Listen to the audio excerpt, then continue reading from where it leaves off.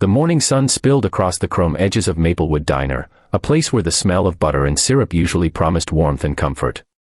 But on this particular day, the light couldn't erase the darkness that crept into the hearts of a few cruel boys. At a booth near the window sat a girl in a wheelchair, her plate of pancakes resting in front of her like a fragile shield against the world. Her name was Clara, and though her face carried the quiet strength of someone who had endured much, her trembling hands betrayed her unease. The boys at the next booth didn't just laugh at her. They crossed a line that should never be crossed. One of them slapped the plate from her lap, sending the food crashing to the tiled floor, and another pushed her wheelchair back with a mocking shove. The diner froze. The laughter of the bullies rang louder than the clatter of falling plates. Clara's eyes welled with tears she tried so hard to hold back, but humiliation burned hotter than pain. If you believe that kindness should always conquer cruelty, that second chances matter, and that no one deserves to be treated this way, take a moment right now to like this video, comment, share it with others, and subscribe to Kindness Corner. Together, we can remind the world that compassion is stronger than hate. Clara's life had never been easy. She was born with a spinal condition that left her reliant on a wheelchair, but her parents always told her that her spirit was meant to soar, even if her legs could not. She clung to that belief, though the world often seemed determined to crush it. Every day, she faced quiet stares, whispered remarks, or the pitying smiles of strangers who couldn't imagine her life. But what she faced that morning in the diner went far beyond pity. It was cruelty sharp enough to wound the soul. As the boys jeered, others in the diner lowered their heads. Some shook their heads in disapproval but did nothing. The waitress, her hands full of coffee cups, froze in the aisle, fear etched on her face. Clara bent down awkwardly, trying to gather her pancakes with trembling hands, desperate not to make more of a scene. That's when another hand reached down, not rough, not mocking, but gentle. An older man, gray at the temples, quietly picked up the plate and set it back in front of her. "Don't mind them," he whispered, but his eyes darted nervously toward the gang of teenagers. The man's kindness was a small candle flickering in a room full of shadows, but Clara still felt exposed, broken in ways no one could see. She sat quietly after that, her appetite gone, her throat tight with unspoken words. She wanted to ask why the world worked this way, why people thought it was acceptable to torment those who were different. Her heart thudded in her chest with each burst of laughter from the bullies, who now bragged loudly about their bravery, oblivious to the cruelty of their actions. Clara closed her eyes and prayed for the hour to pass quickly, for the nightmare to end. An hour later, something unexpected happened, something that shifted the entire energy of the diner. It began as a low rumble, almost like thunder. Heads turned toward the wide glass windows as the sound grew louder, more distinct. Dozens of motorcycles rolled into the parking lot, their chrome glinting under the daylight. The sight alone was enough to make conversations hush and forks freeze in midair. The unmistakable insignia of the Hells Angels was emblazoned on their leather jackets as they parked in a perfect line, engines growling like an approaching storm.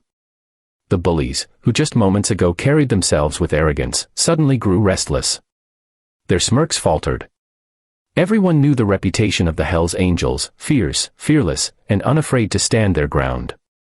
When the door of the diner swung open, the bell jingled softly, but the silence that followed was louder than anything. A towering man with a beard and steel-hard eyes walked in, his vest heavy with patches.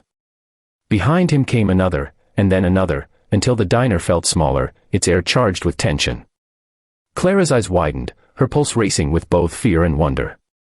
The man at the front scanned the room, his gaze sharp as it swept over the bullies. Then his eyes softened when they landed on Clara. It was as though he understood everything without a single word being spoken. He stepped closer, his boots heavy on the tiled floor, and knelt beside her. For the first time since that morning, Clara didn't feel small. She felt seen. Protected. The leader, whose name was Rourke, turned his head slowly toward the bullies. They sat frozen, pale faces betraying their guilt. No one dared laugh now. Rourke's voice was low, steady, but powerful enough to cut through the silence.